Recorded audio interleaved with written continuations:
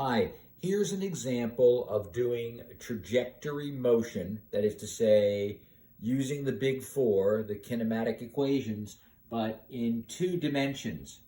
So we're not only looking at motion in the x direction, but what happens if we also have motion in the y direction. So we're shooting a cannonball or something off of a 100-meter cliff, and we're interested in the end of the parabolic trajectory. We'd like to know what the total flight time was from the time that the object was launched to the time that it hit the ground. We're going to use 45 degrees as our angle. So that's from a special triangle, 45, 45, 90, which makes the sine and the cosine of 45 both root 2 over 2, which you should know is about 0.71, 0.707. G is 10 meters per second squared in the downward direction. So we should note, get our units correct. So how do you solve a trajectory problem? And I'll be out of the frame for some of the time, but it's important that you keep the visual in mind. We're going to do the up part first, from the launch to the top, and then from the top to the ground. So going up, we know the initial velocity in the y direction. It's v sine 45, and that is 60 root 2 over 2, which is about, and you do it on scrap paper, it's about 42 meters per second.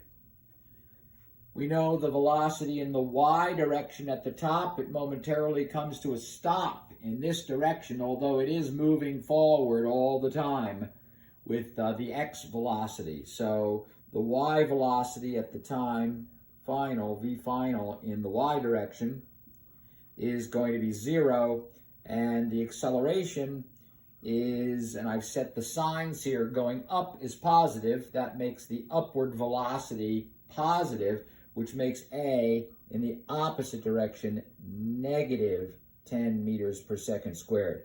And I need to know some things about what's happening up here so that I can solve the second half of the problem. The final velocity is the initial velocity plus at. So that makes 0 equal to 42 minus 10t. So the time going up is 4.2 seconds. So to the top, we'll keep track of it. I'm going to erase this, but so you've seen that we used this big 4 equation, VF equals V0 plus AT, linear velocity, 4.2 seconds.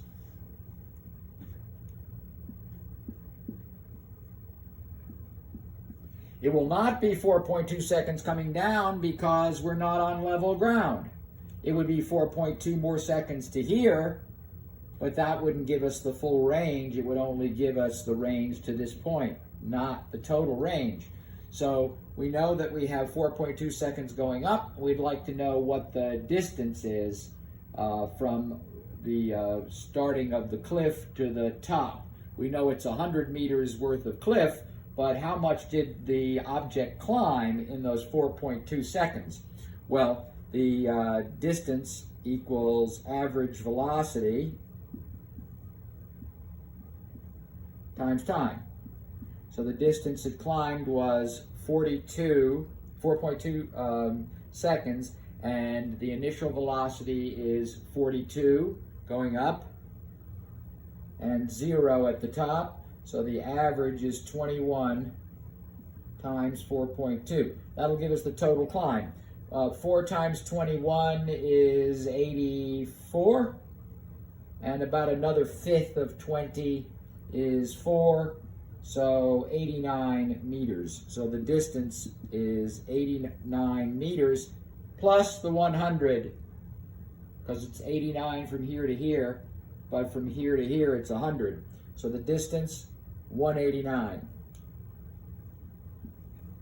And those we can use in solving the big 4 problem of from the top down, coming downward. We want the time.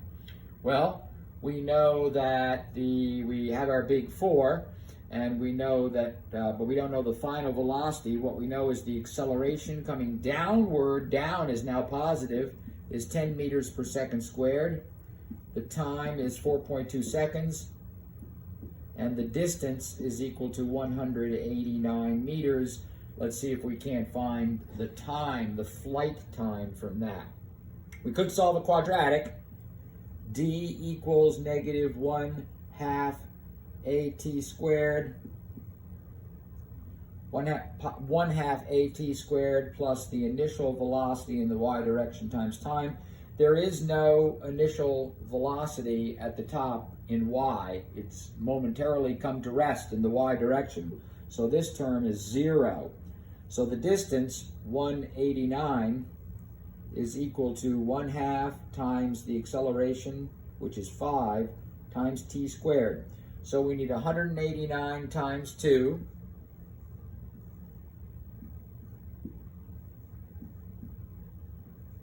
which is 378, and we need to divide that by 5.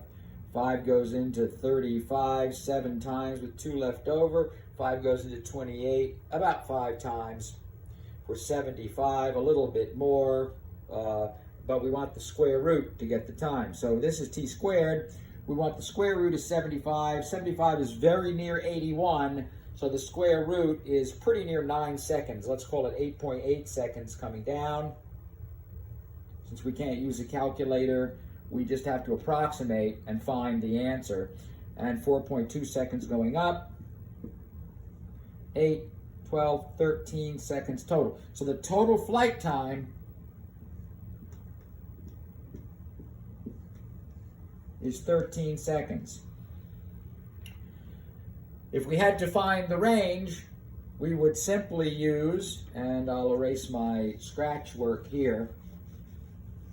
If we wanted to find how far the object had gone, it's the x velocity, 42 meters per second, times the total flight time, 13. 3 times 2 is 6, 12, 0, 2, 4, 5, 46 meters.